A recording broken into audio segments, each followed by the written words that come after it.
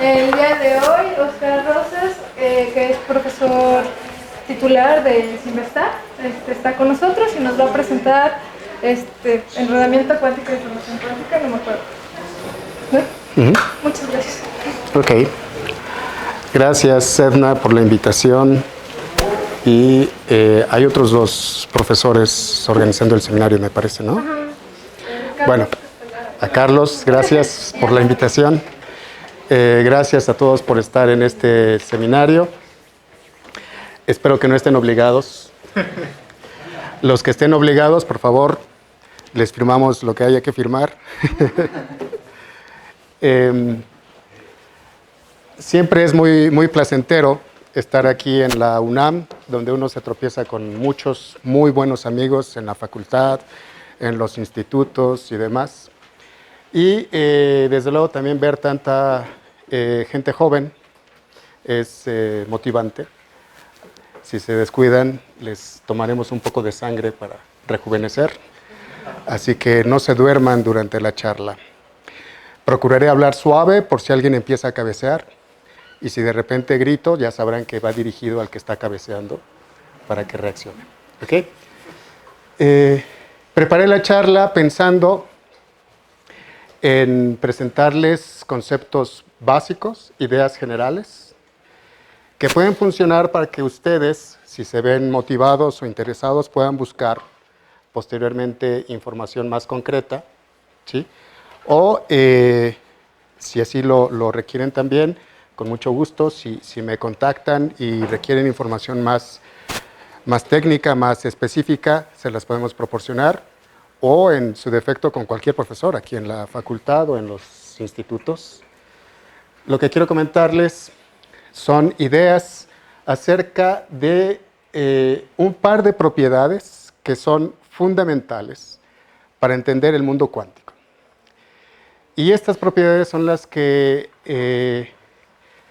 pusieron el mundo de cabeza desde el punto de vista filosófico y desde el punto de vista de cómo describimos precisamente el comportamiento del mundo que nos rodea. Hasta antes de distinguir estas propiedades de las que vamos a hablar, el mundo funcionaba de otra forma. Era un mundo con las reglas newtonianas, las reglas del electromagnetismo de Maxwell, que básicamente son las reglas que los mantienen sentados en esas sillas, además de que tienen que comprobar asistencia a un seminario, ¿verdad? Y que pueden mostrar algún interés por escuchar lo que les digo. Las reglas que los mantienen sentados en esas sillas, lo que prohíbe que ustedes rompan la silla o que salgan disparados en otra dirección, son reglas newtonianas, son reglas que todos estábamos habituados a entender y pensábamos que en efecto así era como se comportaba el universo. Como saben, eso cambió a principios del siglo pasado, cuando empezaron a ocurrir fenómenos en los laboratorios que no podían explicarse en términos de estas leyes newtonianas del comportamiento de la naturaleza.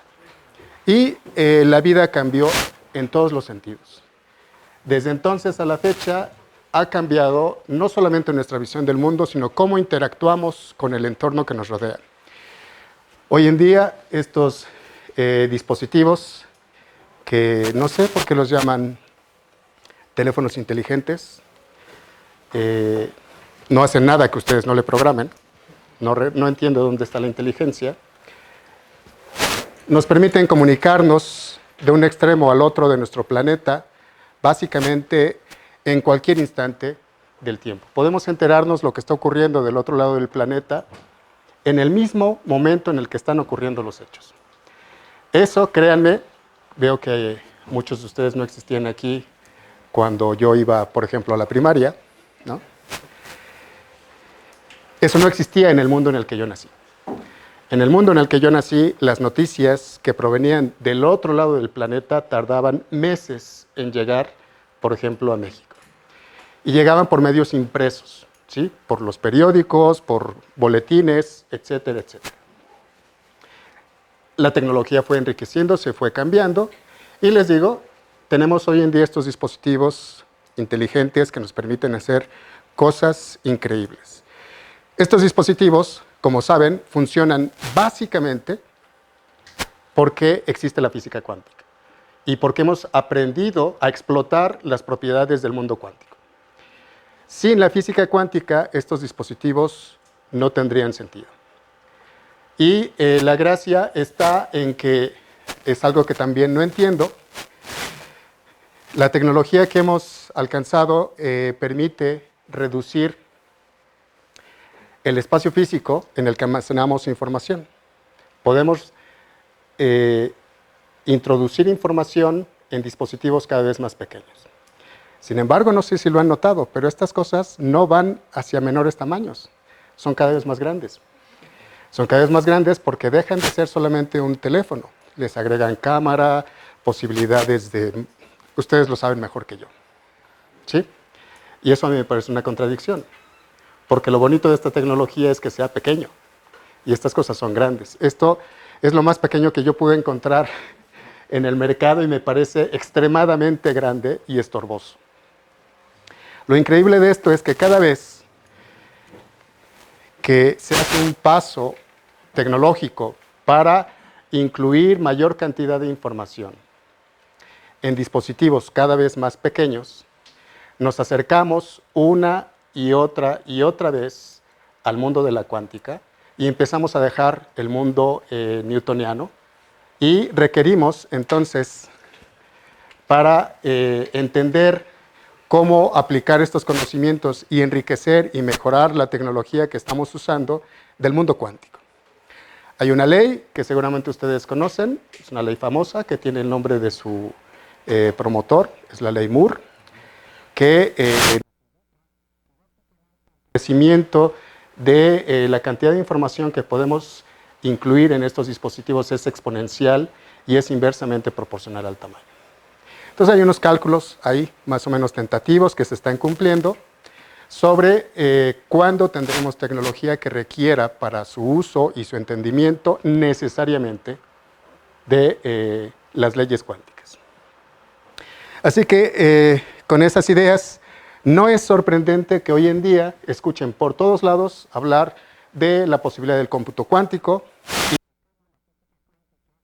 incorpora a nuestras actividades cotidianas. Eso, les recuerdo, como les dije hace un momento, no ocurría cuando yo era joven, ni siquiera cuando estaba en la edad de ustedes.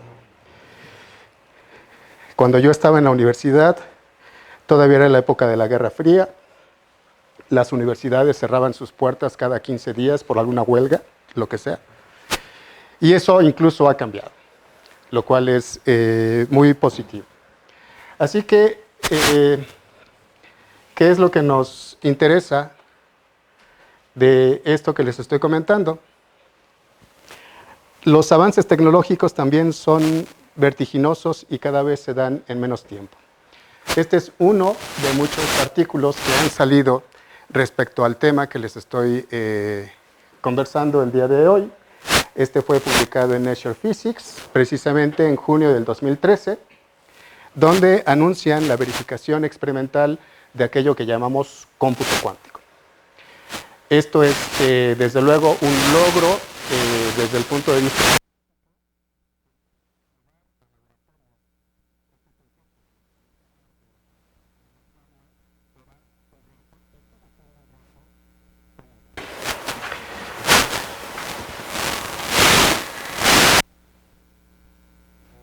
Con esto, no solamente los medios de comunicación especializados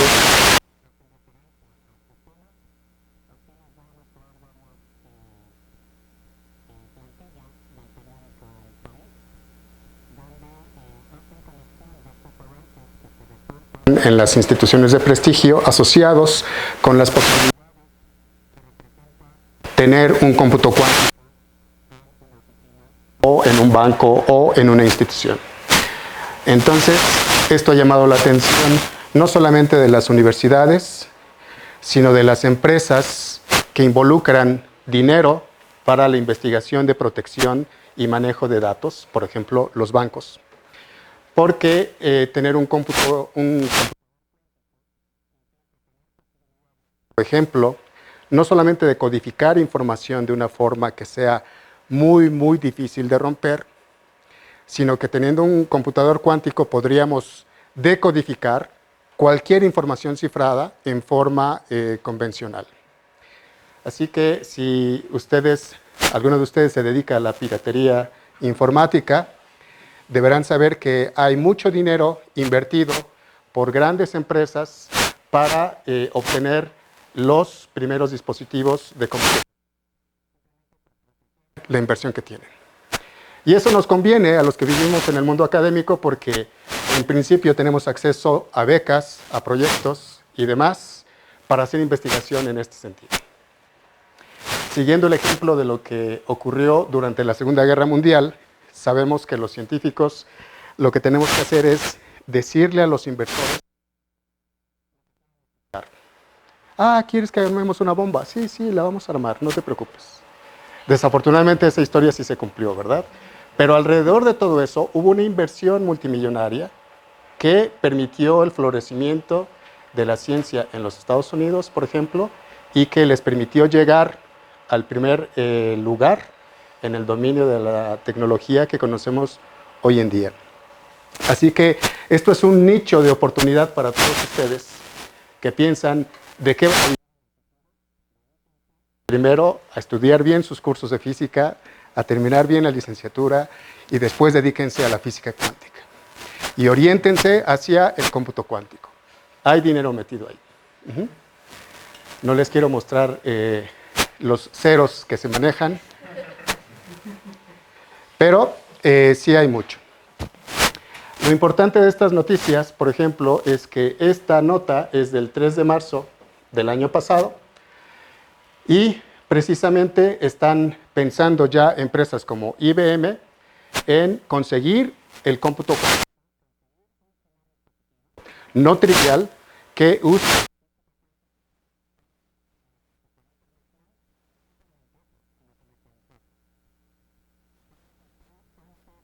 Se tiene la idea, una vez que se tiene la tecnología, el paso hacia la comercialización es un gap muy, muy grande. Y ese es en sí mismo un reto. Bueno, hay empresas que aseguran tener ya los primeros dispositivos de cómputo cuántico y ofrecen que más o menos en 5 años empezarán a comercializar las primeras computadoras cuánticas. Por ahí, en las redes sociales o en algún mecanismo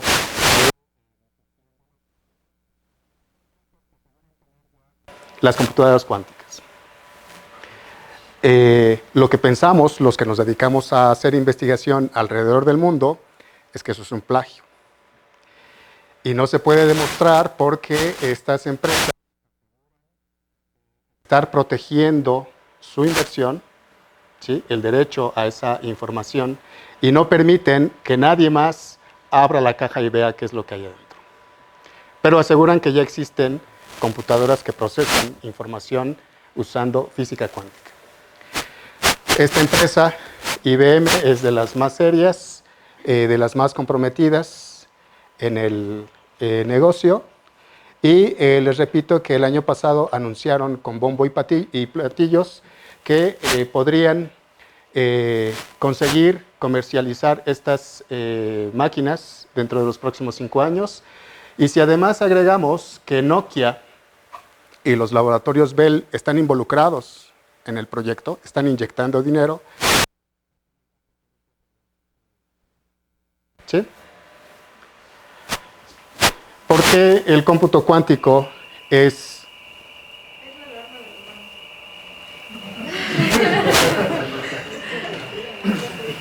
Observen que mantuve la calma, ¿eh? No corro, no grito, no empujo. Está simpática. En el Simvestab acaban de instalar, de conectar la alarma sísmica.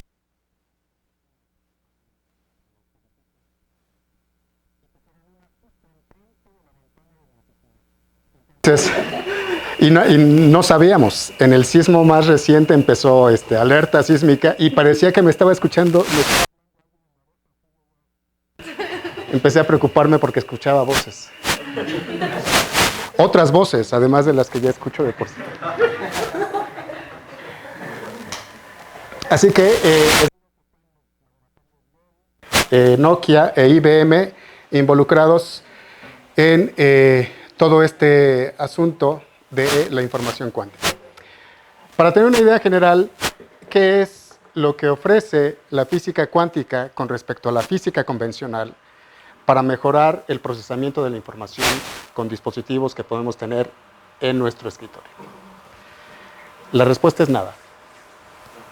Nada que no sepamos hoy en día. Las diferencias en cómo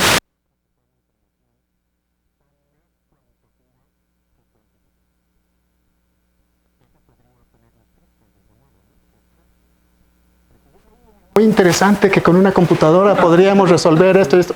Mentira. Eso es falso. En matemáticas hay una clasificación de problemas que se basa en la complejidad de estos problemas. Esta complejidad se define con el número de pasos que se requieren para resolver un determinado problema. Puede haber complejidad lineal, complejidad polinomial, complejidad exponencial y algo más allá. Las computadoras convencionales pueden resolver, todavía ahí con empujones, problemas cuya complejidad es polinomial. Las mejores computadoras están arañando resultados de problemas con complejidad exponencial, pero no van mucho más allá.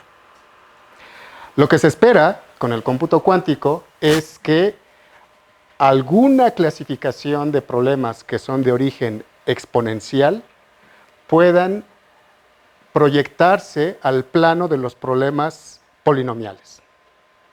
¿Sí? Con los algoritmos del cómputo cuántico podríamos resolver un problema exponencial básicamente usando algoritmos que se usan para resolver problemas polinomiales. Es la única ventaja. ¿Sí ven? La ventaja es básicamente cero. Sin embargo, en el mundo real, eso nos permite enriquecer mucho la cantidad de cosas que podemos hacer con una computadora. Muchísimo. ¿Cómo definimos el orden o la complejidad de unas operaciones? Por ejemplo, la operación suma de 2 dígitos. Nuestro cerebro funciona en forma binaria. Solo podemos hacer operaciones de 2 términos. No podemos hacer operaciones de más de 2 términos. ¿Cuánto es 3.416 por 4.348.322? 24 millones. ¿Cuánto es 2 más 2? 2 por 2. ¿Estás mal? Ah, exactamente. ¿Por qué? Estos 2 problemas que acabo de plantearle a su compañero, ¿sí?, son lineales. Se requiere nada más una operación binaria. Es una operación sencilla. 2 más 2. 2 por 2. ¿Sí? ¿Cuánto es 22 por 22? No, 444. ¿Ven? Él mismo empieza ya a tener dificultades para resolver este problema porque el problema ya es de una complejidad mayor. Empieza a ser polinomial. ¿Cuántas operaciones tienen que hacer? Piensen, 22 por 22. 2 por 2, 2 por 2, 2 por 2, 2 por 2. Son 4. Al menos. No pueden resolver el problema con menos de esos 4 pasos. Y además tienen que sumar 5. ¿Sí? Sin embargo, si suman 2 por 2 o si multiplican 2 por 2 es una sola operación. ¿Sí ven? A eso se refiere la complejidad de los problemas que podemos enfrentar o podemos resolver usando el cómputo convencional. ¿Sí? Si ahora le pido a su compañero que calcule el número de estrellas que hay en la Vía Láctea, dándole la densidad de estrellas por milímetro cúbico, ¿cuánto tiempo crees que te tardarías? No acabó. Y cabe decir que el cerebro de su compañero, como el de todos nosotros, como el de nuestra especie, es un dispositivo de cálculo muy complejo. Es materia organizada en un alto grado de complejidad.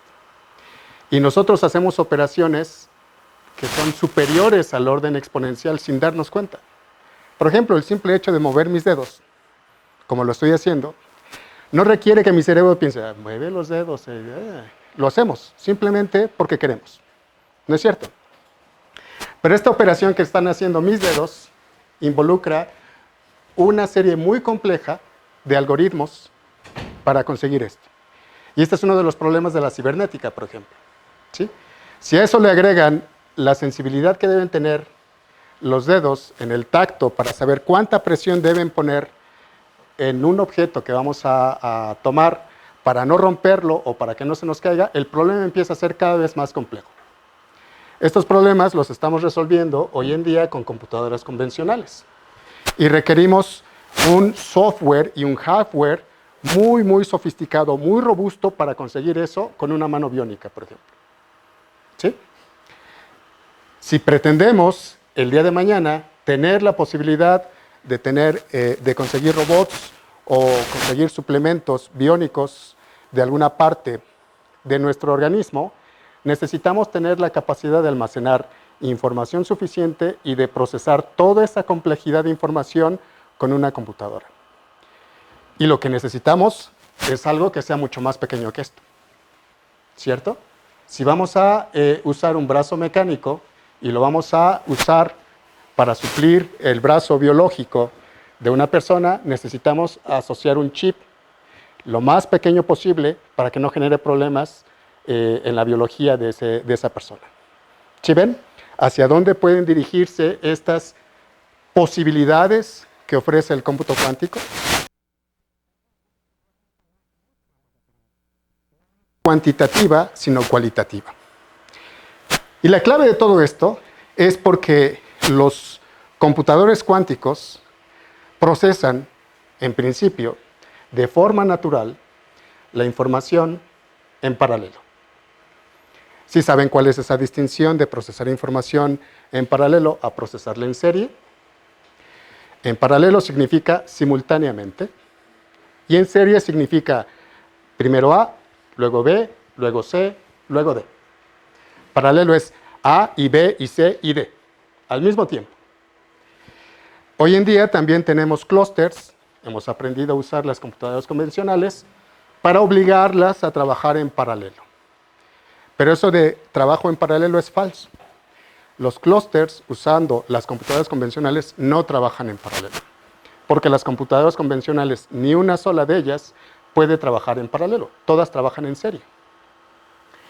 Lo que vemos ahora mismo en esta imagen, por ejemplo, si tuviéramos movimiento en esta imagen, lo que está haciendo el procesador que está conectado a la pantalla, ¿sí?, es mandar una imagen, procesa información, manda otra imagen, procesa información, manda otra imagen, y simultáneamente está pasando de una actividad a otra.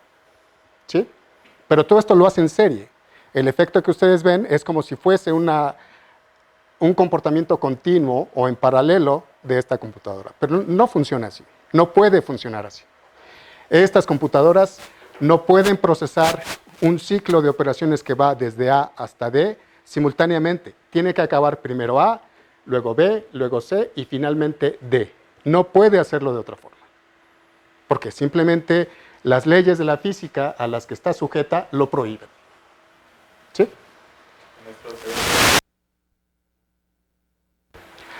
Nuestro cerebro depende qué es lo que está haciendo. Hay operaciones muy complejas, como esto que les mencionaba, que hacemos sin que nuestro estado consciente se percate de ello. Pero repito que esto implica una serie de algoritmos, si nosotros queremos imitar el comportamiento de la naturaleza, que es lo que hacemos, muy, muy complejos. Pero el procesamiento de hablar o de asociar el movimiento, por ejemplo, de un vehículo que se está acercando hacia ti, con el cual tu vida está expuesta, ¿sí?, ese no es en paralelo. Ese es un procesamiento en serie. Y los físicos lo llamaríamos un procesamiento causal. Entonces es muy elaborado. El cerebro es un dispositivo, les digo, es materia altamente organizada, y eso es lo fantástico, ¿no? Que todavía no entendemos muy bien. Hay propuestas, seguramente ustedes han escuchado de Roger Penrose, que es más bien un físico del área de gravitación, que entre otras cosas, en sus ratos libres, como hobby, se ha puesto a meditar y a pensar en el funcionamiento del cerebro. Hay un libro, La nueva mente del emperador, que les aconsejo, es delicioso. En este libro, Roger Penrose trata de aplicar conceptos físicos para describir el comportamiento del cerebro. Y entre otras cosas, intenta usar física cuántica y relatividad para explicar por qué nuestro cerebro funciona como funciona. Entonces resulta, en la descripción de Penrose, que no estoy diciendo que sea la descripción, sino es una de las descripciones, que nuestro cerebro procesa información tanto en forma clásica como en forma cuántica. Entonces, si supiéramos cómo funciona el cerebro, seguramente tendríamos allanado el camino para entender el funcionamiento de los computadores cuánticos. Es que procesa esta información en paralelo una computadora cuántica. Bueno, ¿ya todos llevaron curso de cuántica? A ver, levante la mano el que no ha llevado curso de cuántica. Vámonos por unas chelas. Porque si no han tomado cuántica, se están perdiendo de algo fascinante, interesante, intrigante, misterioso, estúpidamente absurdo, porque no tiene ni pies ni cabeza nada de lo que se ve en cuántica, ¿sí? A veces les dicen una cosa, después les dicen otra, y para pasado mañana resulta que las dos anteriores estaban mal, ¿sí? Desde su origen ha generado problemas la teoría cuántica. Ha generado problemas más por nuestra incapacidad de entender el mundo cuántico que por la genialidad de los personajes involucrados. Y esto también abre mucho el entendimiento de cómo es que operamos los científicos, en particular los físicos. Todos están inscritos en física. ¿Hay algún matemático aquí para que sepa cómo hablo de los matemáticos? ¿No? ¿No? ¿Químicos? ¿Ninguno? Entonces podemos hablar libremente, ¿no?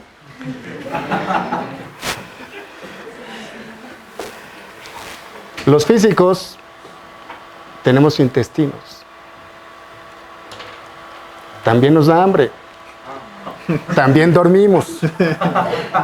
También tenemos que desechar restos.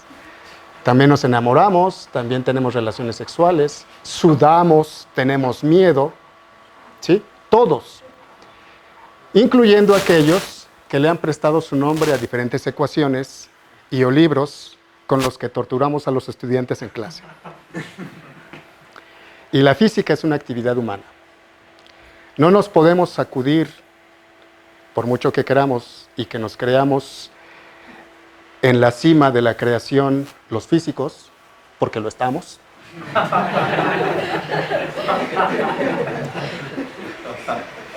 No nos podemos sacudir que al final del día somos animales y nos comportamos como animales.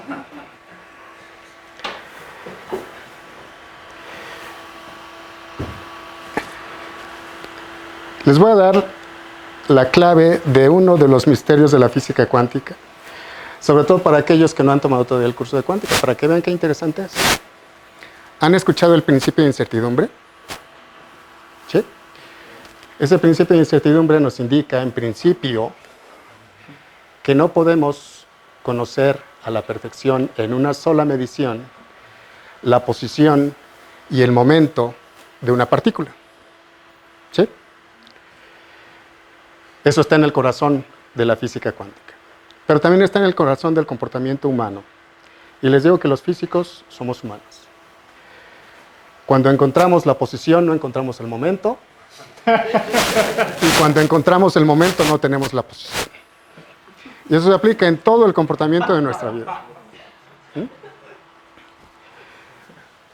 Así que vean qué útil es la física cuántica.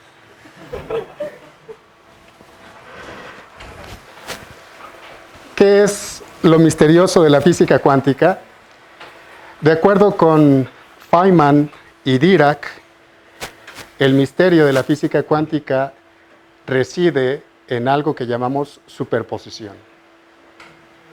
¿Ven cómo todo está con la vida? Superposición.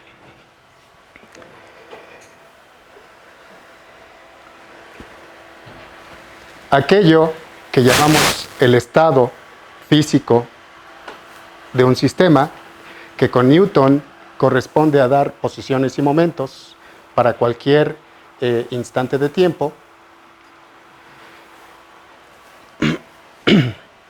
en los sistemas clásicos, convencionales, como ustedes, como una canica, como el Pumabús, todas estas cosas que explicamos con la física newtoniana, solamente pueden estar en un estado concreto en cada instante de tiempo. Los sistemas cuánticos, no. Los sistemas cuánticos escapan a esa obligatoriedad que da la física newtoniana. Los sistemas cuánticos pueden estar descritos por diferentes posiciones y momentos en el mismo instante de tiempo. Eso los hace muy versátiles, pero también muy complejos, enigmáticos, misteriosos y difíciles de entender. Esa posibilidad de paralelismo, decir que una partícula tiene tanto spin up como spin down, en tanto no lo midan, no se puede adjudicar a los sistemas clásicos a los que estamos habituados en nuestra vida cotidiana.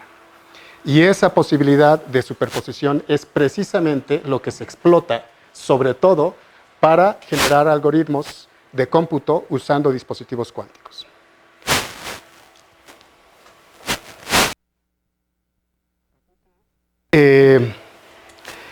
Como nos vamos a meter en un tema muy escabroso, prefiero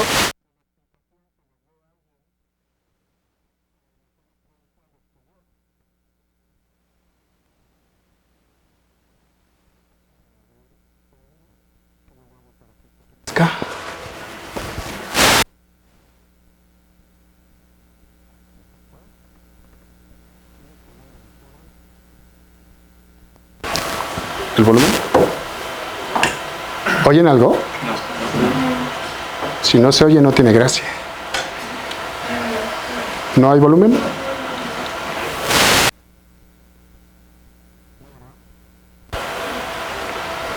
No.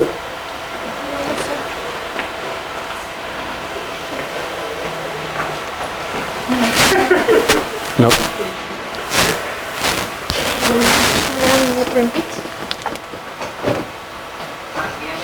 Ya.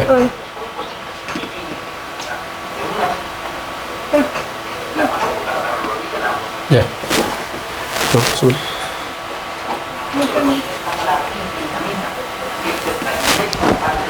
A ver. ¿Y el volumen de la máquina? No, no sé. ¿Qué dice aquí?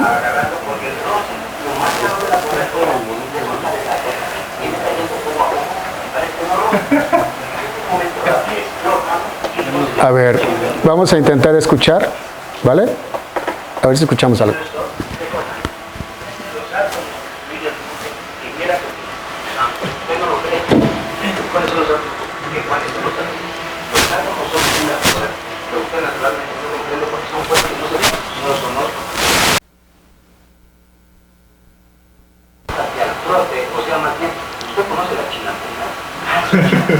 Mucho más peligrosos como la dinamita, ¿cómo comparas la dinamita con el átomo?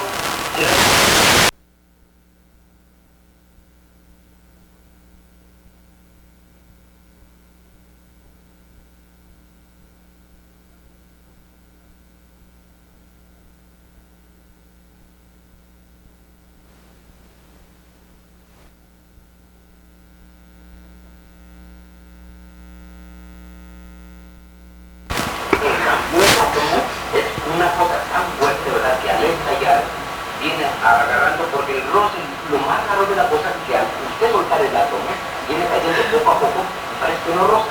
Pero llega el momento en que explota y entonces la rotación del mismo átomo hace que la partícula desintegrante se unifique uniformemente, pero al mismo tiempo desintegrada. Entonces ya se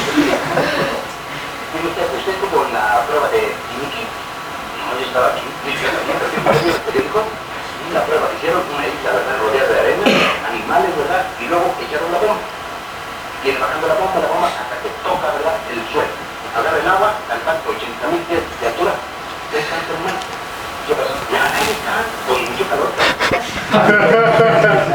Es una cosa inflamable que no es comparable con el átomo de la partícula. ¿Entendió? Pues sí, algo entendí. Pero hay una cosa que no he podido. Muy bien. Debo decirles que era profesor en el Departamento de Física del CIMBESTAB y me dictó el curso de Física Cuántica. Así que vamos a hablar de la potología de la palabra. Muy bien. La idea de esta película es simplemente mostrar que el tema, en efecto, no es sencillo si uno no tiene el entrenamiento apropiado. Y muchas veces, teniendo ese entrenamiento, es difícil explicar conceptos físicos. Una de esas características que les menciono tienen los sistemas cuánticos es que aquello que en la vida cotidiana asociamos como partículas, ahora se comporta como ondas. Y aquello que en la vida cotidiana entendíamos se comportaba como ondas, ahora se comporta como partículas. Por eso les dije que todo estaba al revés. En física se les enseña que un electrón es una partícula puntual con una carga cuyo valor es precisamente E, que Millikan nos enseñó la carga del electrón con la masa del electrón, etcétera, etcétera. ¿Cierto? Entonces todos empezamos nuestro entrenamiento científico en la facultad imaginando al electrón como una pelotita, ni más ni menos, una caniquita que va rebotando por ahí, ¿verdad? También se nos dan los cursos de teoría maxwelliana y se nos enseña que la luz, la señal magnética, no es otra cosa más que superposición de ondas. Y se nos indica como, por ejemplo, el arco iris tan bonito es un fenómeno electromagnético donde hay una descomposición de las frecuencias, etc. Y se nos enseña a explicarle a un niño de 5 años por qué el cielo es azul. ¿Verdad? Ya sabes la respuesta. ¿No? ¿Quién sabe por qué el cielo es azul? ¿No? Ok, no han visto electromagnetismo. La explicación de por qué el cielo es azul es una cuestión de frecuencias y porque estamos describiendo la radiación electromagnética que incide en nuestro planeta como un conjunto de ondas. Entonces es un proceso de dispersión. ¿Sí? Si lo que vemos en el cielo es luz azul, ¿cuál es la señal electromagnética que es mayormente dispersada cuando incide a la atmósfera? La azul. Ciertamente, ¿sí? Ese fenómeno solamente lo podemos explicar pensando que la señal electromagnética emitida por el Sol es una onda. Pues bien, cuando vean sus cursos de física moderna, ya no hay curso de física moderna, ¿verdad? Que física moderna ya no tiene sentido. A mí todavía me tocó un curso de física moderna y se hablaba de la física de 1900. Entonces, cuando empiezan a ver sus cursos de introducción a la física cuántica, ¿sí? Van a ver que la luz no es una onda, sino que es un compuesto de partículas. Y que el electrón no es una pelotita que está chocando por ahí en el espacio, sino una onda. ¿No les parece un poco esquizofrénico el asunto? Bueno, pues aquí en este dibujo tengo también un applet, pero en todo caso se los muestro al final. Lo que se está haciendo es una descripción gráfica de lo que hoy en día entendemos como una partícula cuántica. Una partícula cuántica es algo que mientras se propaga en el espacio-tiempo se comporta como onda. Pero dependiendo de la forma en la que nosotros interactuamos con este sistema, se puede comportar como una pelotita o no. Entonces, lo que se tiene aquí es un cañón, por ejemplo, de electrones, ¿sí? Y este cañón de electrones a través de una doble rendija, que es el experimento prototípico de Young para generar patrones de interferencia en una determinada pantalla. Entonces entendemos que en tanto no hagamos ninguna observación en el electrón, ese electrón se va a estar propagando en el espacio-tiempo como una onda. Y eso provoca que al pasar por la doble rendija se comporte un patrón, se forme un patrón de interferencia aquí.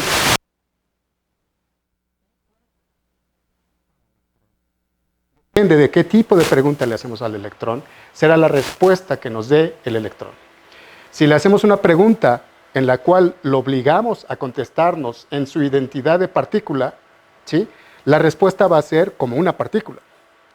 Aquí, en este experimento, la pregunta que le estamos haciendo es, ¿dónde te encuentras? La noción de localización es necesariamente corpuscular. Piensen en una onda, en un estanque de agua. ¿Dónde está localizada la onda? Ustedes pueden identificar el frente de onda, ¿sí?, que es un pulso de energía que se va propagando a través del medio en el que se está desarrollando la onda, pero difícilmente pueden decir la onda está aquí, porque no solamente está aquí, está aquí, está aquí, está aquí. ¿Sí ven? Una onda necesariamente es un concepto no local. Pero cuando le preguntamos al electrón ¿dónde te encuentras?, lo estamos obligando a darnos una respuesta tipo corpuscular, localización. ¿Sí? Eso solamente lo tienen las partículas. Y entonces lo obligamos a que nos conteste, estoy aquí. Otras veces nos contesta, estoy aquí. Otras veces aquí y aquí, etc. Entonces, este experimento está diseñado para hacerle una pregunta tipo corpuscular a un electrón. Esa misma pregunta se la podemos hacer a un fotón, que es el componente fundamental de la radiación electromagnética. Si en lugar de una fuente de electrones es exactamente lo mismo.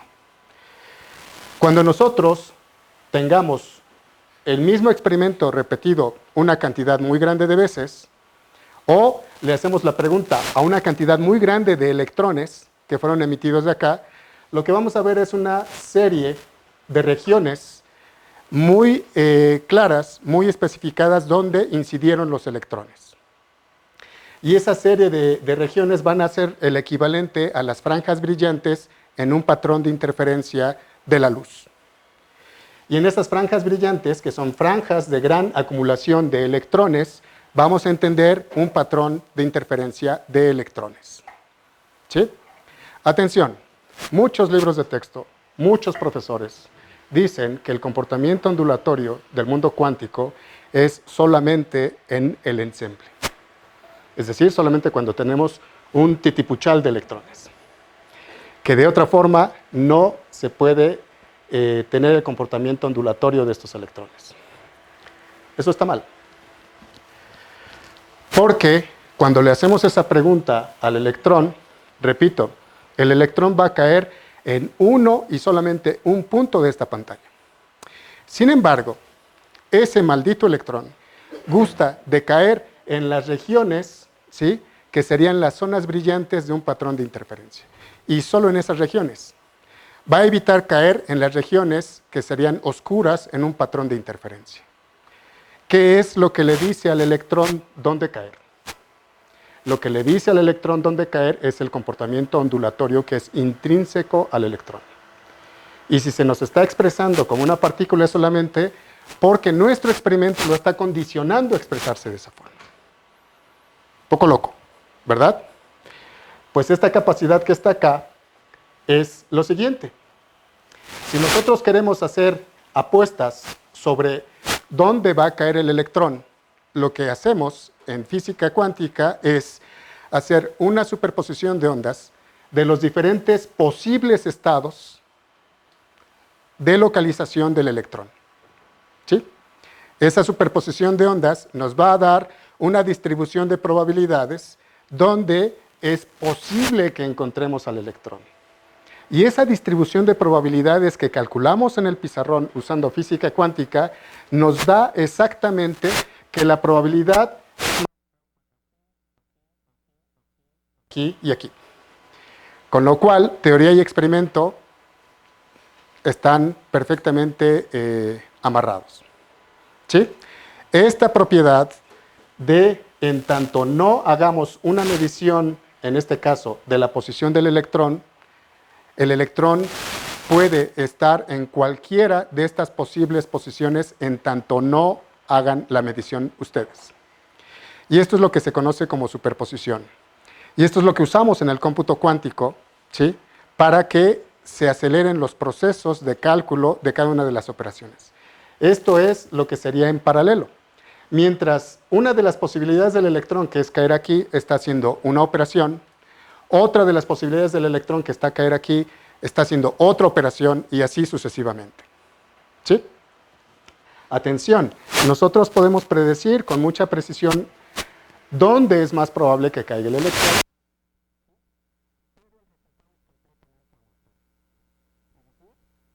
Tenemos que la probabilidad mayor de que caiga el electrón es en esta franja. No podemos asegurar que en un resultado particular el electrón va a estar acá. ¿Sí? En ese sentido es completamente aleatorio el resultado. Así que esto que llamamos superposición es la huella dactilar de los sistemas cuánticos. Es lo que los distingue de los sistemas físicos convencionales. ¿Sí? Y a eso le llamamos coherencia. Cuando un sistema cuántico tiene la facultad de superponer los estados posibles de su naturaleza, decimos que es coherente, cohere. ¿Sí? Y cuando se destruye esa posibilidad de superposición y toma una y solo una de esas posibilidades, decimos que el sistema decohere, ¿sí? O se ha roto la coherencia. Y resulta que los sistemas cuánticos son muy frágiles, porque por necesidad interactúan con su entorno. Es difícil aislar a los sistemas cuánticos. Es muy difícil. Son, bueno, ustedes todavía se escapan a los antros, supongo que sí, ¿no? Pero ya no tienen tantas dificultades para salir, ¿no? Yo veo a los sistemas cuánticos siempre como un conjunto de pubertos, llenos todos de hormonas, ¿sí? A los cuales un padre sensato, ¿sí? Que quiere que el puberto en cuestión se siente a estudiar para su materia de física, que va a hacer el examen el próximo viernes, lo encierra en la habitación. Pero si el puberto está comprometido con sus colegas para ir al antro de moda esa noche, hace hasta lo imposible por escaparse de esa prisión. Y lo mejor del asunto es que lo consigue, ¿sí? Pues así hacen los sistemas cuánticos. No podemos atraparlos, son muy difíciles de atrapar porque la decoherencia es muy grande y básicamente eso explica por qué, otra vez, su compañero está en la configuración en la que ustedes lo han conocido siempre. Por eso lo pueden ver como lo ven y pueden interactuar con él en forma newtoniana. Y en forma metafórica también, ¿sí? Porque a pesar de que es un conjunto, es un conglomerado de electrones, protones, neutrones, átomos, etc., todos ellos con propiedades cuánticas, cuando hacemos todo este conglomerado, el sistema decohere y pierde esa facultad de superposición de múltiples estados. Y entonces se canaliza en uno y solamente uno de los estados, este estado macroscópico que conocemos de él. ¿Sí? Eso explica por qué el mundo cuántico no se manifiesta cuánticamente cuando observamos entes macroscópicos. La explicación es precisamente la decoherencia. Uno de los principales retos para generar un cómputo cuántico. Porque, como vamos a ver más adelante, si nosotros queremos tener un bit de información en el equivalente cuántico, necesitamos por lo menos un sistema cuántico. Si queremos 2 bits de información, que equivale a 2 qubits, necesitamos 2 sistemas cuánticos. Si quieren 1000 qubits de información, necesitan 1000 sistemas cuánticos. Y ustedes pueden notar que conforme vamos agregando sistemas cuánticos, llegamos a una situación macroscópica. Capacidades de superposición. Así que ese es uno de los principales retos que se tienen en el cómputo cuántico para conseguir estos dispositivos. Aquí es un efecto de coherencia. Aquí es lo que les estoy hablando. En este applet también, que si tienen paciencia y ganas, al final puedo presentarles. Se trata de algo que los físicos llamamos spin. Es una propiedad que no es ni más ni menos que una manifestación de un grado de libertad asociado con un sistema cuántico como un electrón. ¿Cuáles son los grados de libertad? Pues ya saben, por ejemplo, espaciales, tenemos esta dirección, esta otra dirección y esta otra dirección. Cada uno de esos representa un grado de libertad, ¿sí? Y en física ustedes aprenden a dar una explicación dependiendo de estos grados de libertad. El spin es un grado de libertad interno.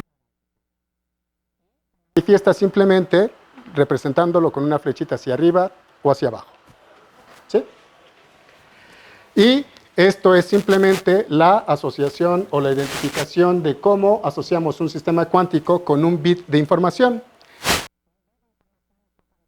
Un lenguaje binario que solamente puede ser 0 o 1.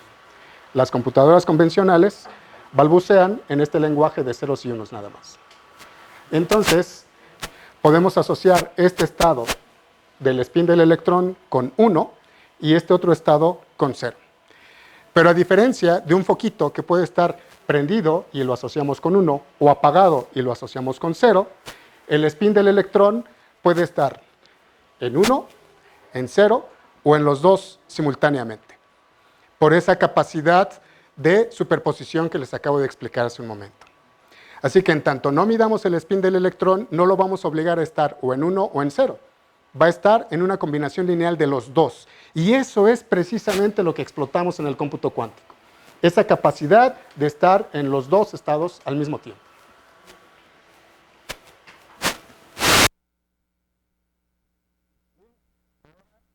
¿Qué nos sirve todo esto? Necesitamos entender cómo es que estos sistemas cuánticos interactúan unos con otros. Y algo que llamamos entrelazamiento cuántico. Que si este asunto de onda, partícula, superposición o no superposición ya es suficientemente misterioso, esto que vamos a ver ahora mismo, que es entrelazamiento cuántico, es todavía más intrigante y más misterioso aún. Es lo que puso de cabeza a Schrödinger y lo que dio como origen a su famoso gato, que seguramente han escuchado de él, un gato zombie, ahora que están de moda los Walking Dead, ¿no? ¿Qué tiene que ver eso con la física? Bueno, simplemente cuando nosotros tenemos un sistema compuesto de dos partículas y provocamos que esas partículas interactúen, toda vez que interactúan, intercambian información. Y entonces pierden su identidad. Es como cuando uno se enamora, ¿sí? Una vez que interactuó con aquella persona de la que se enamoró, no importa la distancia, ¿verdad? No importa, puede estar del otro lado del planeta.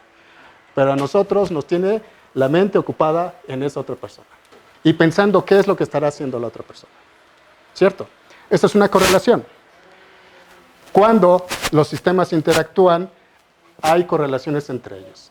Aquí, por ejemplo, pueden ustedes pensar en ese ejercicio que les molesta tanto, que es muy útil para torturar a los estudiantes en los cursos de mecánica básica, para usar conservación de momento y energía, ¿verdad? Piensen en una granada que inicialmente está en reposo, ¿verdad? Y entonces la granada explota y se divide en dos partes iguales. Una desplazándose a la derecha y otra desplazándose hacia la izquierda. Si esta granada tiene un momento bla, bla, bla, díganos dónde diablos va a estar la otra parte de la granada. ¿Qué es lo que tienen que usar? Conservación de momento lineal, ¿verdad? Si el momento inicial era 0 y el problema es unidimensional, pensemos que esto para ustedes es negativo, ¿verdad? El momento aquí es negativo y el momento allá es positivo. El momento final es el momento de esta partícula con el momento de esta. Sumados deben dar 0, ¿verdad? Eso es un principio de conservación. De tal forma que si nosotros sabemos dónde está la partícula A, digamos que es la derecha, sabremos con precisión dónde podemos encontrar a la partícula B. Y eso no representa ningún misterio, ¿cierto? Un ejemplo concreto también se da con el momento angular, por ejemplo. Esta partícula decae en dos partículas diferentes, esta con un cierto momento angular, esta con otro momento angular. Los angulares debe ser igual al momento angular inicial, ¿verdad? Todo esto están acostumbrados a hacerlo. Cuando nosotros usamos estos principios de conservación, estamos usando correlaciones que existen entre esta partícula y esta otra, relacionadas en su momento angular. Si nosotros sabemos que el momento angular se conserva, sabemos mucho acerca de cada uno de los subsistemas. ¿Verdad? Bien. Las correlaciones pueden ser clásicas o pueden ser cuánticas. Lo que importa es que haya una cantidad conservada. Aquí, por ejemplo, tenemos una correlación clásica. Tenemos bien identificado un con sus respectivos calcetines. Y lo propio aquí. ¿Sí? Si le quitamos los calcetines a este señor o a esta señorita y los metemos en una caja, ¿verdad? Y le pedimos a su compañero que saque uno de estos calcetines, lo sacas. ¿Qué calcetín encuentras, por ejemplo? Por ejemplo, el derecho. Si tú encuentras que el calcetín que sacaste es el del pie derecho, ¿qué sabes del calcetín que está en la caja sin siquiera verlo? Que es el izquierdo. ¿Por qué? Porque tengo el derecho. ¿Y? Porque estás presuponiendo o sabes que la cantidad que se conserva es derecho-izquierdo. Que solamente hay derecho e izquierdo, ¿verdad? Que toda vez que tú tienes el derecho aquí, necesariamente el izquierdo está en la caja. ¿Estamos de acuerdo? ¿Sí? Y eso no es ningún misterio. Yo puedo determinar qué calcetín se quedó en la caja, ¿verdad? Porque hay un principio de conservación, derecho-izquierdo, izquierdo-derecho, ¿verdad? Muy bien. ¿De qué color tengo mis calcetines? Negros. Más o menos.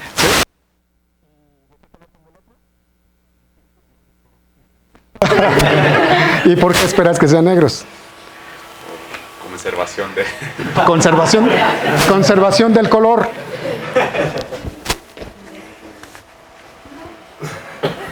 Conservación del buen gusto.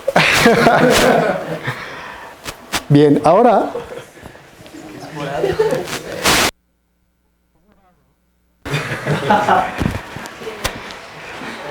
Esto es una muestra de que cuando nosotros presuponemos un principio de conservación, incluso tenemos la capacidad de adivinar qué es lo que va a ocurrir con otra parte del sistema. ¿No es cierto? Pero cuando ese principio de conservación no existe, ¿sí?, nuestras predicciones son erróneas. ¿Verdad?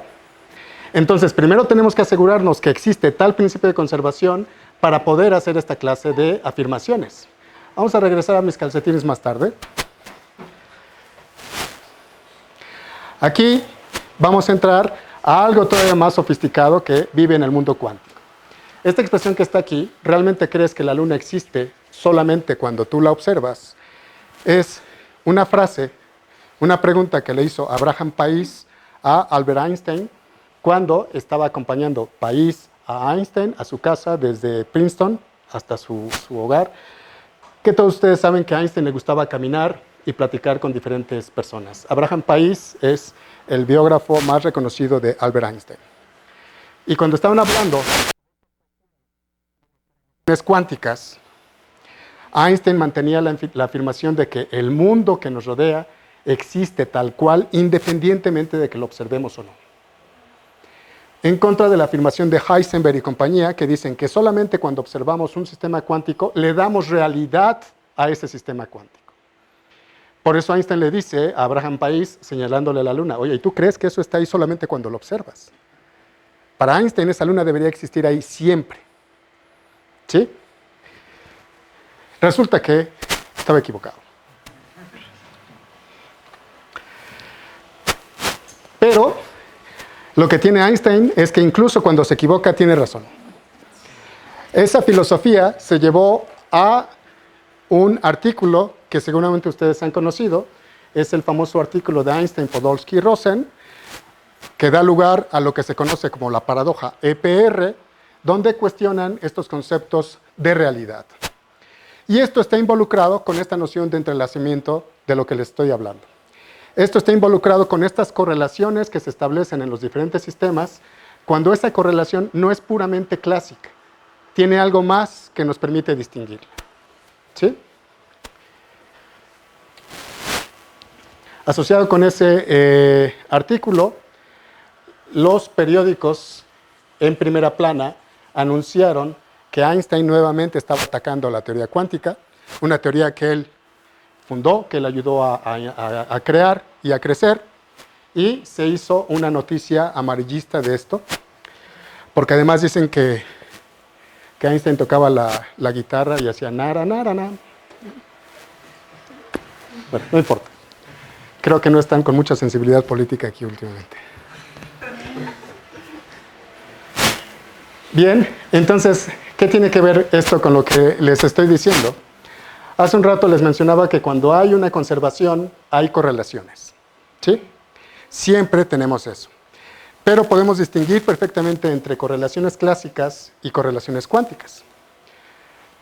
Cuando nosotros tenemos esto y hay un principio de conservación, sabemos que esta partícula y esta otra están correlacionadas en el momento angular. Pero no nos podemos quedar ahí nada más. Si nosotros, antes de medir el momento angular de alguna de las partículas, modificamos dicho momento angular y después medimos, ¿sí?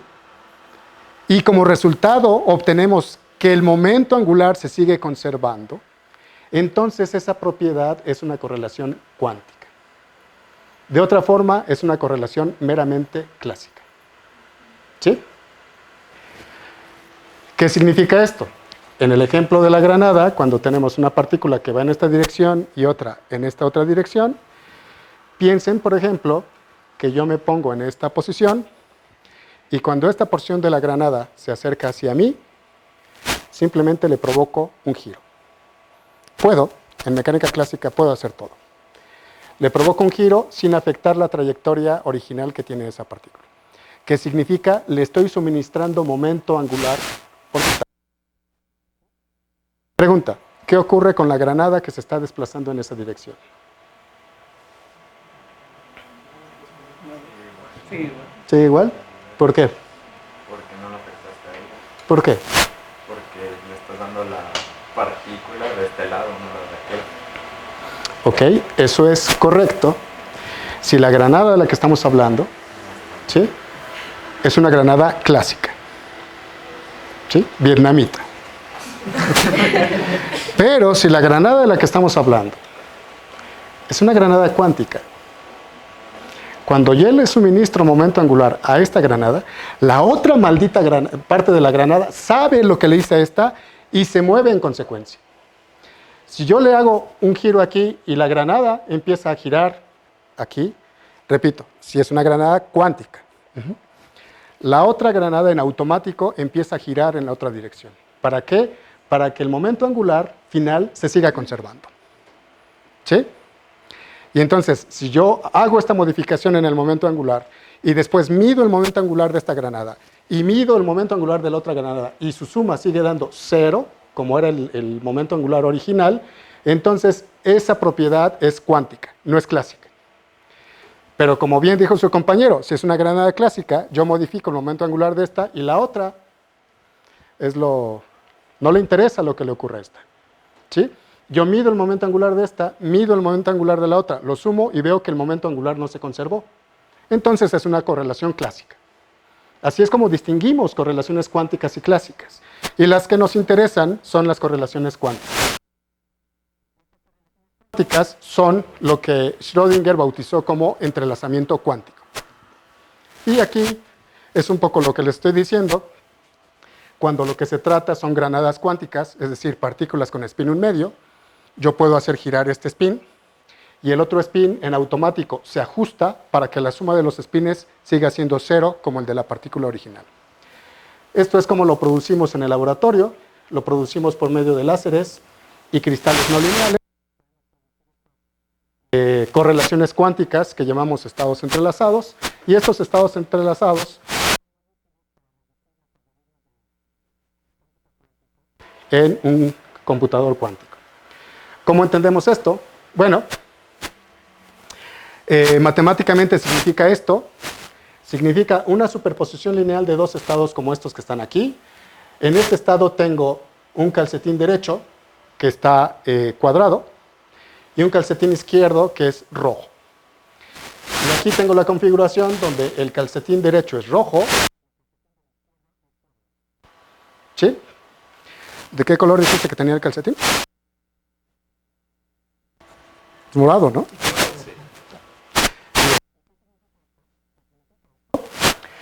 Que en el anterior se tiene igual probabilidad de tener calcetín cuadriculado a la derecha y calcetín rojo a la izquierda. Es la mía, ¿eh? Si no...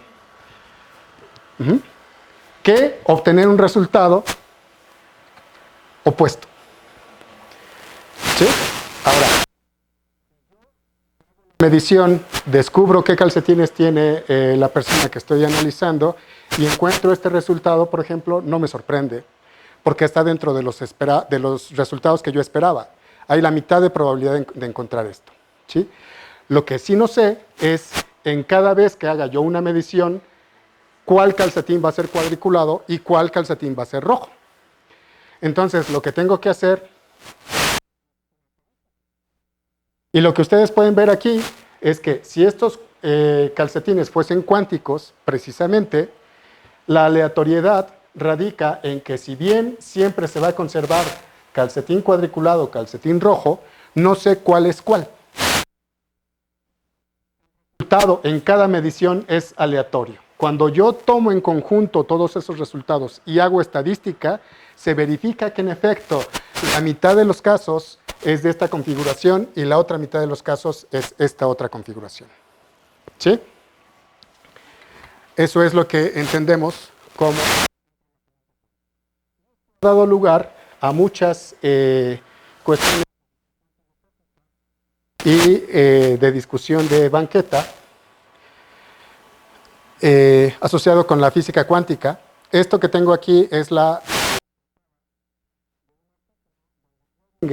trata de explicar cómo es que él entiende el estado de la física cuántica hasta ese momento. Schrödinger había cometido el error cuando propuso su ecuación de pensar que la función de onda y un electrón eran exactamente lo mismo. ¿Sí? Y en este artículo, después de varios eventos que ocurrieron y de varias discusiones que tuvo con Einstein, se percató de que su error había sido adjudicar una propiedad cuántica, o sea, la función de onda, a un sistema tan macroscópico como un gato. Y entonces dice, vean cómo me equivoqué. Llegamos a situaciones ridículas, ¿sí? Porque si yo hago esto, entonces tengo unas cuestiones tan barrocas y grotescas como un gato que al final del día es la mitad muerto y la mitad vivo. ¿Quién de ustedes ha leído a Allan Poe? Todos, ¿no? ¿Se han leído la historia del gato negro? Pregunta, aclárenme algo. ¿Al final de la novela está muerto o está vivo? Porque primero le saca el ojo, ¿no? ¿Cierto? Luego lo aporrea, luego lo cuelga, luego sigue la mujer. Cuidado, los que estén casados. Primero el gato, luego la mujer, y al final del día descubren al asesino por el gato. ¿Estuvo vivo o muerto el gato al final del día?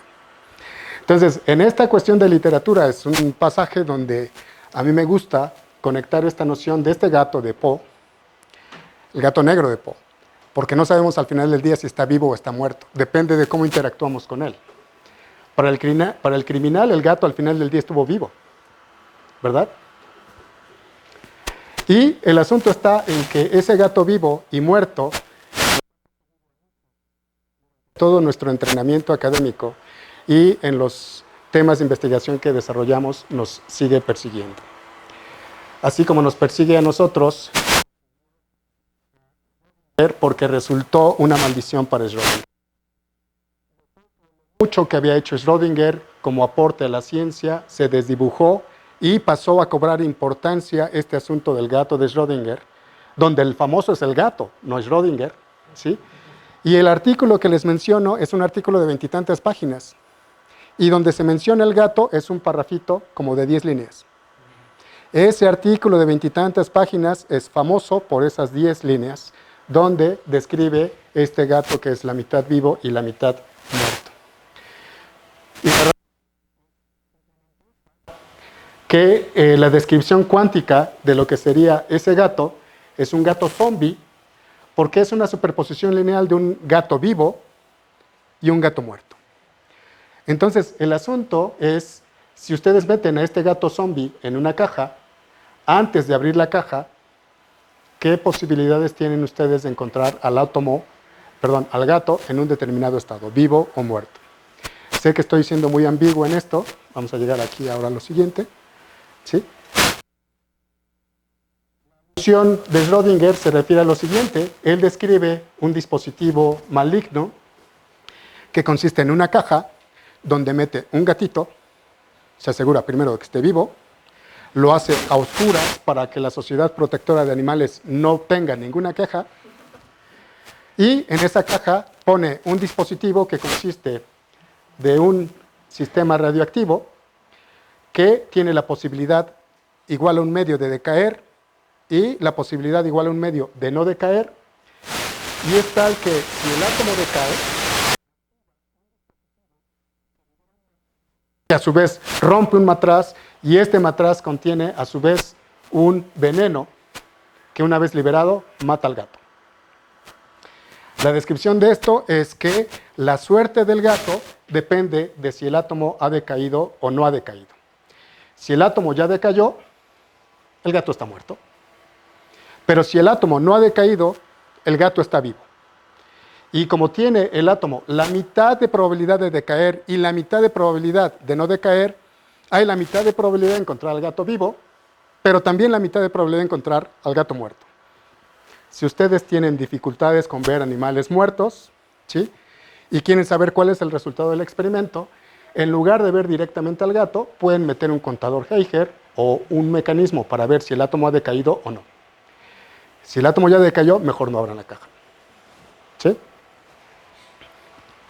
Y esto es una de las cuestiones que originalmente se entendió como esotérica, pero que hoy en día es una idea muy pujante que está liderando y está dirigiendo mucho de la investigación que se hace, no solamente en física cuántica, sino en cosmología y en cómo entendemos el comportamiento del universo, que es lo que se conoce como la interpretación de muchos mundos.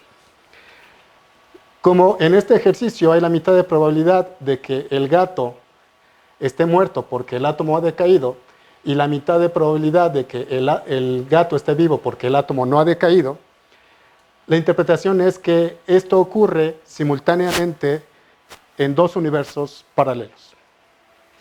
En un universo, en una línea de espacio-tiempo, el gato está muerto y en otra línea de espacio-tiempo, el gato está vivo.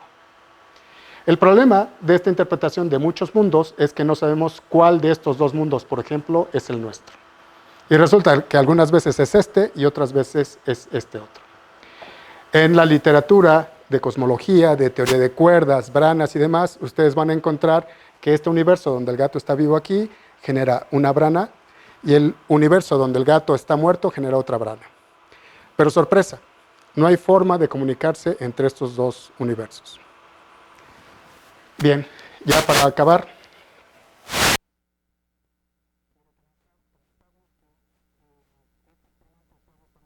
En el laboratorio desde el 2007 fue una portada de Nature en el que se usan, para no tener dificultades con las sociedades protectoras de animales, en lugar de gatos, combinaciones de láseres que van a describir un estado tan macroscópico, ¿sí?, como el estado vivo o el estado muerto de un gato.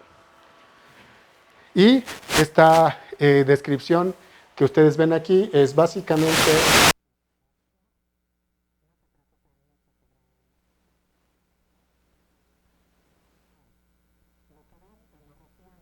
positiva de esta gráfica. Lo entendemos como un comportamiento clásico, porque está asociado con probabilidades convencionales. Y lo que ven en la región negativa de esta gráfica lo entendemos como una huella digital de un comportamiento puramente cuántico.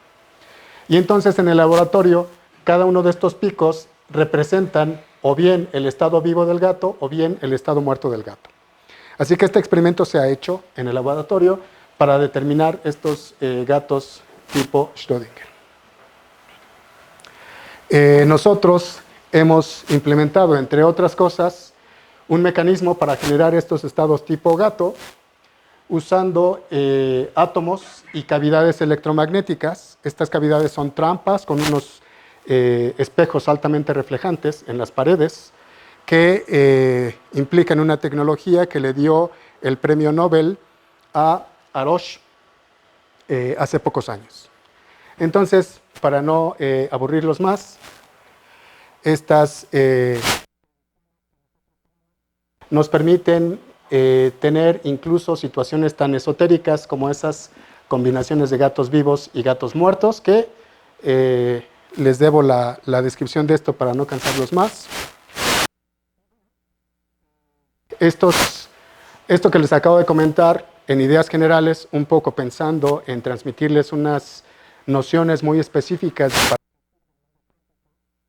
Lo estamos desarrollando en el grupo de investigación que encabezamos, que está en Upita, allá en el Salvaje Norte, y yo en el Cinvestav, también en el Salvaje Norte. Aquí tenemos algunos de los estudiantes del grupo. Aquí está Bogdan Mielnik, que es el full profesor en el Cinvestav y es el dueño del bar.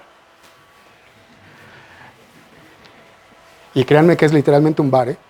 Y tenemos aquí un poco la descripción de lo que hacemos cada uno. Tenemos también la colaboración junto con Víctor y con Edna a través del laboratorio de óptica cuántica aquí en la facultad. Y bien, con esto espero haberles aclarado un poco las ideas de esto del cómputo cuántico.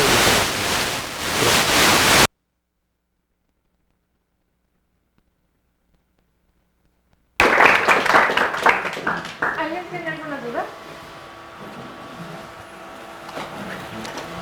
Mientras no sea de mis calcetines, bueno, si solo es de mis calcetines, está bien. Okay. ¿Cuál es el problema de recuperar información? O sea, es que yo lo que he leído o sabido de computación cuántica es que se tiene el problema de la medición.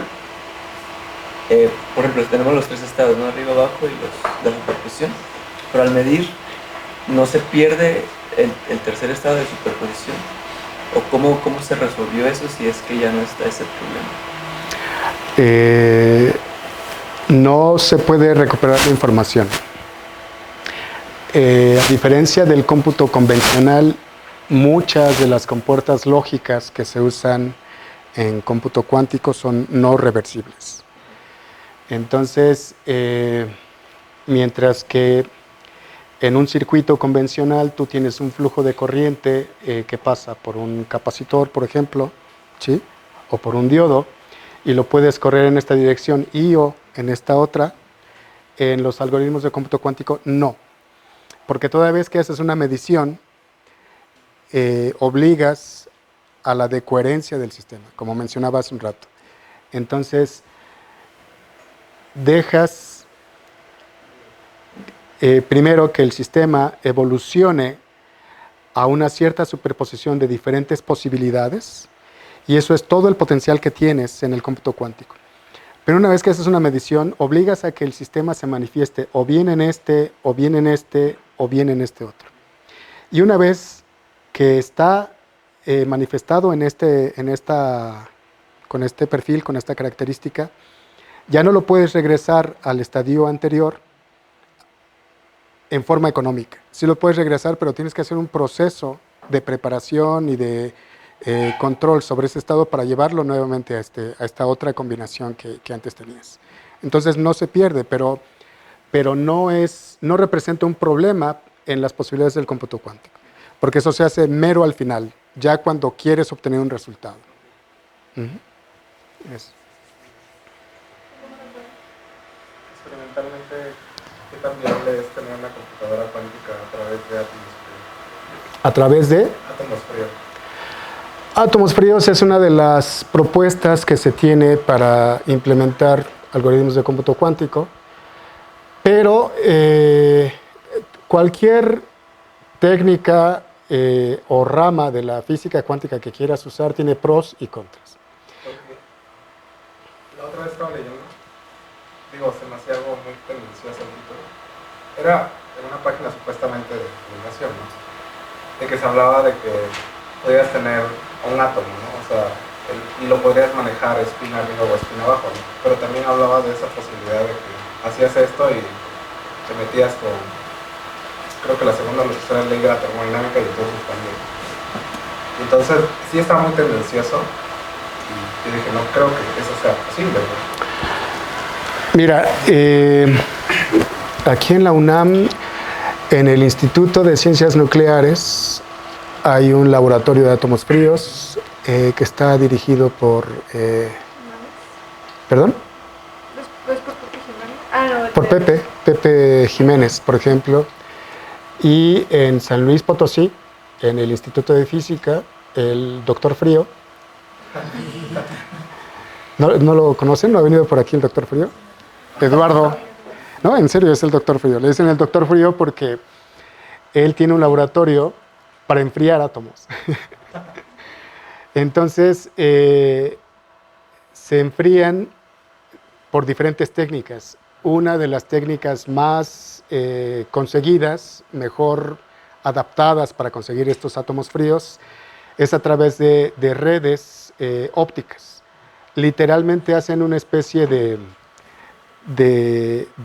cartón de huevos, estos que están así, ¿no? Ópticos, y esto genera un tipo particular de potencial al que tú sometes a estas partículas y las enfrías.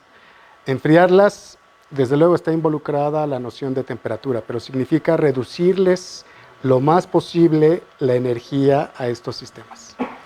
Y requieres que estén en energías muy fundamentales, porque solo de esa forma son muy estables estos sistemas, y solo de esa forma tú puedes prestar atención a solo 2 de sus niveles de energía para obligar transiciones entre estos sistemas.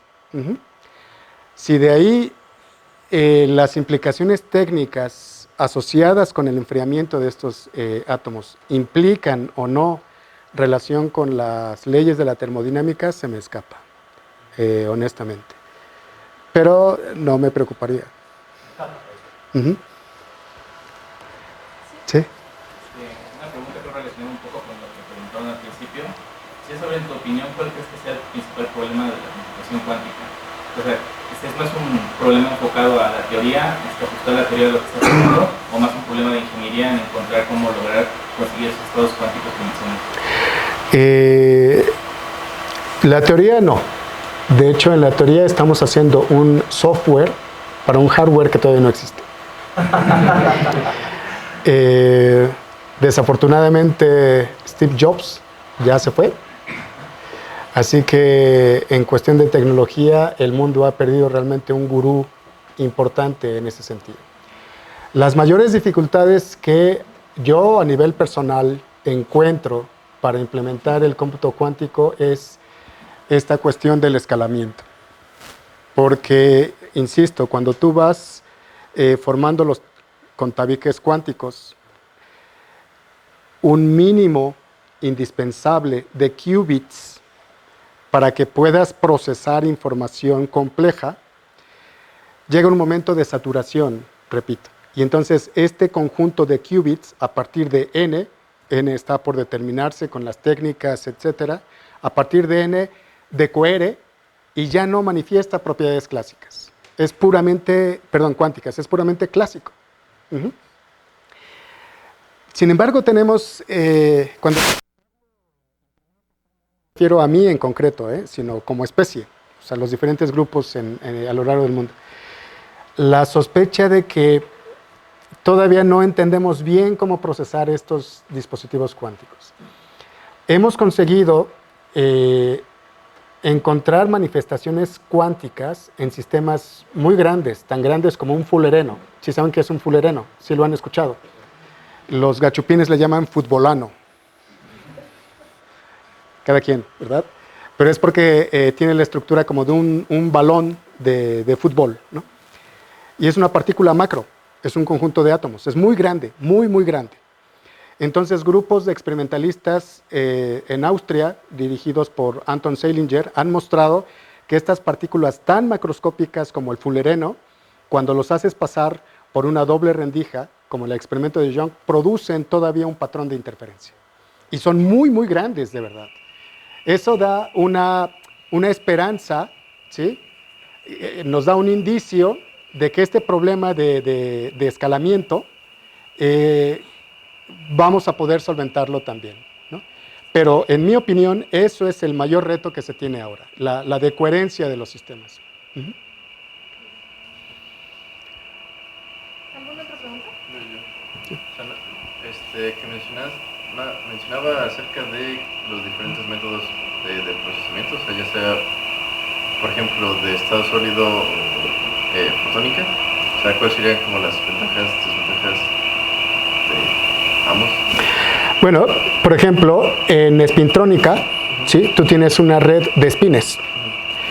Estos espines, en su estado natural, están excitados y están orientados los espines aleatoriamente, ¿sí? Tú puedes enfriarlos, es decir, quitarles energía para llevarlos en la medida de lo posible a su estado basal, pero aún así las orientaciones de los espines son más o menos aleatorias. Entonces, en una estructura tan altamente organizada como una red de espines, el reto para conseguir cómputo cuántico está en cómo tienes que interactuar con esta red de espines para conseguir que el spin número 16 gire de esta forma, mientras que el spin 4 está haciendo esto, y el spin 8 está girando así, y el spin 14 está en esta dirección. ¿Por qué? Cuando tú tienes solamente un spin 1 medio, lo que haces es aplicar campos magnéticos. Y con los campos magnéticos lo civilizas, ¿no?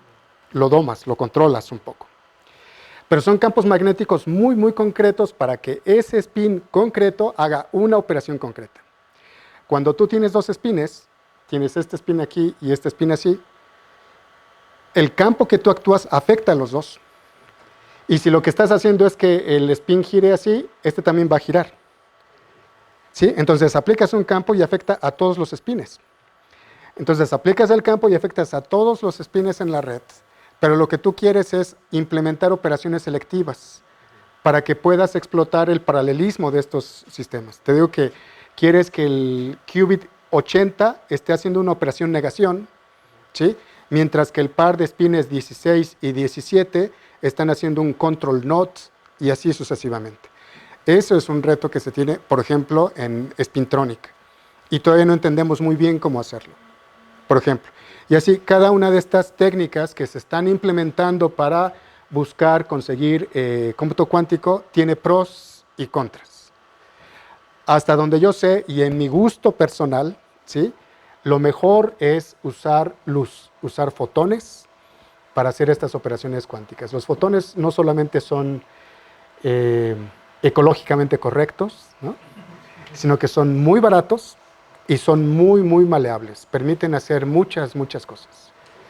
Con un laboratorio de más o menos 10 millones de pesos, tienes para hacer física de primer nivel. Aquí en el Instituto de Física se tiene un laboratorio nacional. Está dirigido por Rocío, creo. Y cuando digo que un laboratorio de 10 millones de pesos puede sonar mucho. Pero piensen, por ejemplo, en un laboratorio de crecimiento de películas por MBE. El solo juguetito cuesta más que eso. Si piensan en lo que hacen nuestros colegas de altas energías experimentales que van al CERN y demás, 10 millones de pesos se lo gastan en chicles en estos laboratorios. ¿Sí? Entonces realmente es una forma barata de hacer ciencia de primer nivel. ¿Sí? Última pregunta.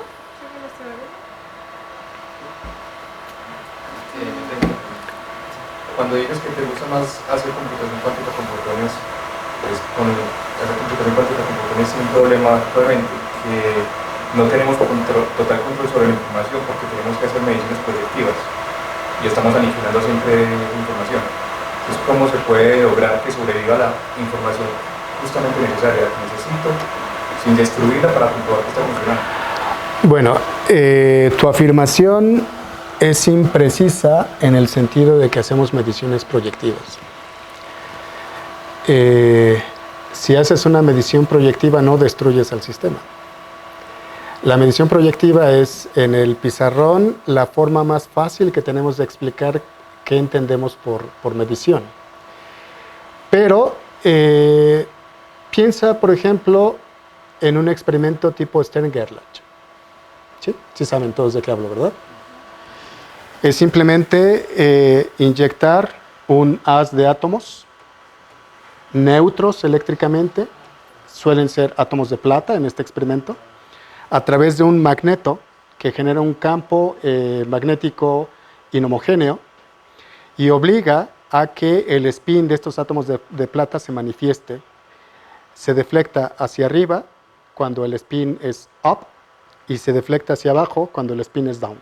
No importa la orientación del magneto, puede ir así y así, pero siempre va en estas dos direcciones. ¿Sí? Esa es una medición no destructiva, porque estás determinando el spin de estos átomos de plata sin destruirlos. ¿Sí?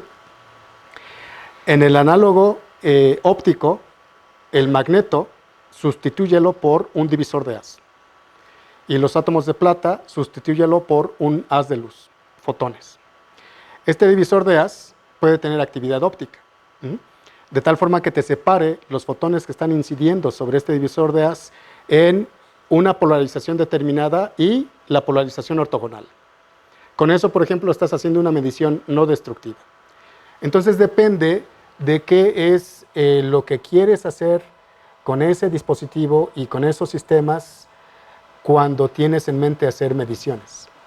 O sea, no siempre destruimos al electrón. En estos experimentos de Young que les mostré, donde los electrones se estampan finalmente en una pantalla, por ejemplo, eso es una medición destructiva, porque tienes que cargarte al sistema para saber dónde diablos cayó.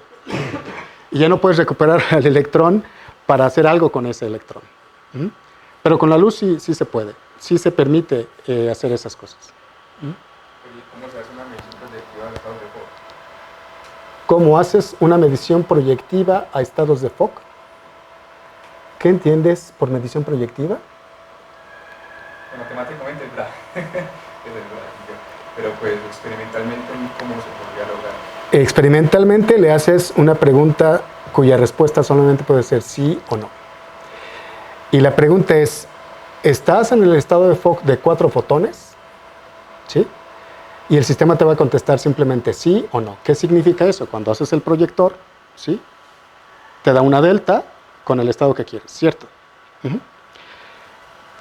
Como se hace convencionalmente aquí, por ejemplo, en el laboratorio de óptica, ¿verdad? Con Víctor, mandas el estado a los APDs, a los fotodetectores, y te los cargas.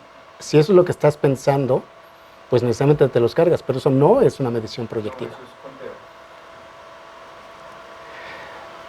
¿Sabes algo del experimento de Harosh? ¿Qué mencionaste ahorita? El experimento de Harosh que le dio el premio Nobel es encerrar en una cajita electromagnética un número finito de fotones. O sea, primero mete un gas de fotones y luego lo rarifica, va sacando fotones a un determinado número. Hasta que ellos aseguran tener n fotones. ¿Sí? N puede ser el número que tú quieras, desde 1 hasta 1.000.000, lo que tú quieras. Y entonces, para determinar si en efecto tienen ese número de fotones en esa cavidad, no pueden usar un fotodetector y decir, conté 5 fotones, porque esos fotones ya no existen más. Ya te los cargaste. ¿Qué es lo que hace Harosh? Lo que hace Harosh es inyecta un haz de átomos. En el interior de la cavidad, estos átomos interactúan con los fotones y ¡boom! ¿Qué ocurre? Lo que les dije hace un momento. El estado de los átomos se entrelaza con el estado de los fotones y cuando los átomos salen de la cavidad, estos átomos ya llevan información del estado de los fotones. Y entonces lo único que haces es medir a los átomos, te los cargas, no importa, pero le haces la pregunta a ellos, ¿cuántos fotones viste allá adentro? Y te los cargaste ya, como la PGR, ¿no? Pero de esa forma ya sabes cuántos fotones hay adentro. Ya mediste el número de fotones ahí sin cargarte a los fotones, por ejemplo.